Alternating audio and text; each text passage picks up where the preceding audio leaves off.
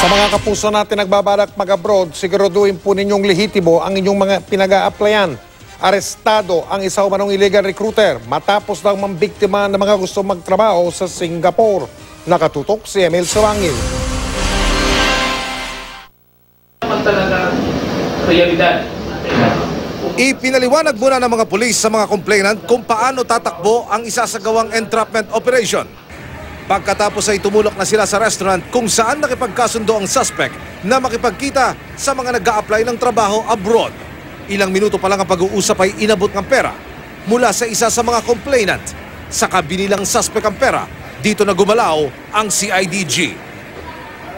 Inaresto si Leonida Guse na sinasabing illegal daw na nagre-recruit ng mga kababayan nating patungong Singapore. Mag-offer sila ng hindi bababa ng 50,000 sahod sa isang buwan.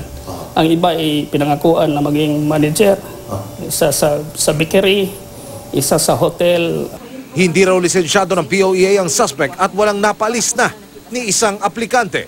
Kabilang sa mga biktima si Allen, tubong San Fernando, La Union. Nag-resign pa siya sa trabaho nang matuklasan ng job offer na bogus naman pala. Hindi pa rin siya nakakaalis kahit nakapagbayad na siya sa suspect na nagsabi nitong huli na lumuwas na raw siya para kumpletuhin ang requirements. Agad-agad nagpamedical po ako dito sa Manila. For 7 po yata ang ginastos ko. Tapos bayad na naman daw ng 30,000. Nagbayad din mo kayo? Opo. Ano ho nangyari? Katapos-tapusan?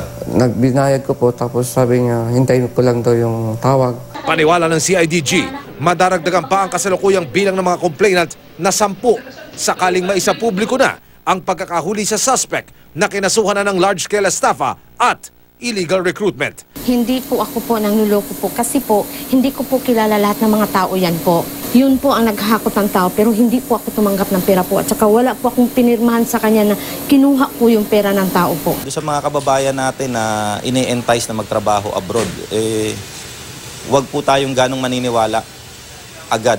Lalo kung hindi natin kakilala yan, may nag-refer lang, i-check po muna natin sa mga government agencies. Emil Sumangil, Nakatutok, 24 Oras.